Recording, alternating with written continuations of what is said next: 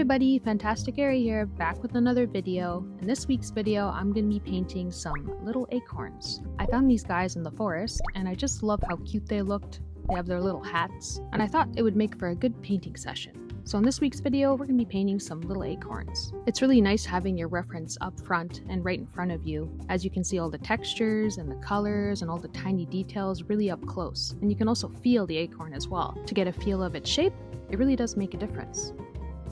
I start off the painting by painting in the overall shape of the acorn itself. I'm using a kind of tan golden color, I believe this is the yellow ochre, as my base color for the acorn, using a lighter in value color just so that I can go over top with the darker details afterwards. And this will give the acorn an overall kind of warmish look when I add on the other darker colors. I decided to use a mix of the colors from the acorns that I collected, mixing in the greens with the browns, just to make this painting a little bit more interesting. I'm using my number 2 round brush for the majority of this painting, painting in the crown and making sure I have those kind of grooves and bumps. So I'm just painting that in or drawing that in with my paintbrush. Sometimes I'll use my paintbrush as almost like a pencil, and then I'm going to be dotting in the kind of textured bumpy look of the acorn top. I had fun painting in the crown, not making it exactly to reference. I tried a different technique to see if I could make the believability of that texture in a different way. Using the wet on wet technique, as my paint is still wet, adding in some darker values of brown to give it a little bit more of an interesting look, keeping in some of the textured looks, a little bit of dots here and there, and letting the paint dry, creating a really cool watercolor look.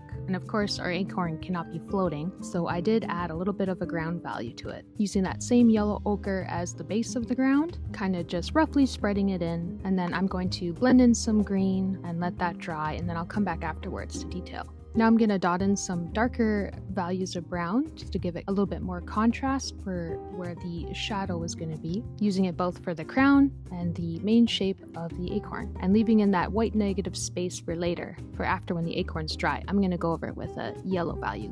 Now I'm going to use my number 1 liner brush to paint in some wispy strings of grass, just to give this a more natural, organic look, giving our ground base a little bit more of a natural kind of feel to it. I really enjoy making wispy little flicks of grass. It's a lot of fun with this paintbrush.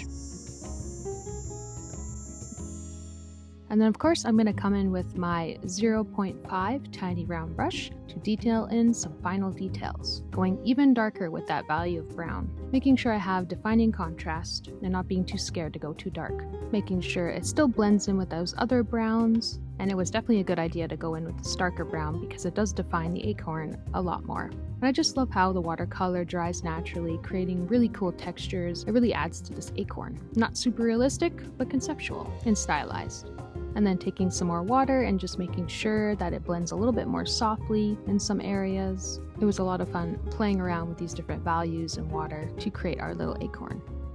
And here's the final result. As you can see afterwards, after the whole painting was dry, I took my yellow value and I went over top of the crown just to fill in those white gaps, and it really made it pop a lot more. I also went in afterwards and made these little speckles of dots over the acorn and on top of the ground. And of course adding in that little drop shadow to give it a little bit more of a sense that it's on the ground. I did deviate from the original references, adding in a little bit more fun colors to this little acorn. I'm excited to fill this whole page and share with you guys next week.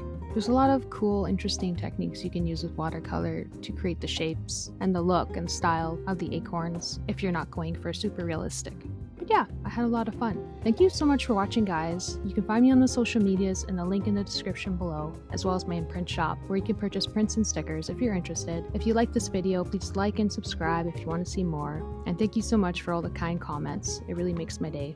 Videos are every Friday, and I will see you guys next week. Thank you so much for watching, guys. Bye-bye!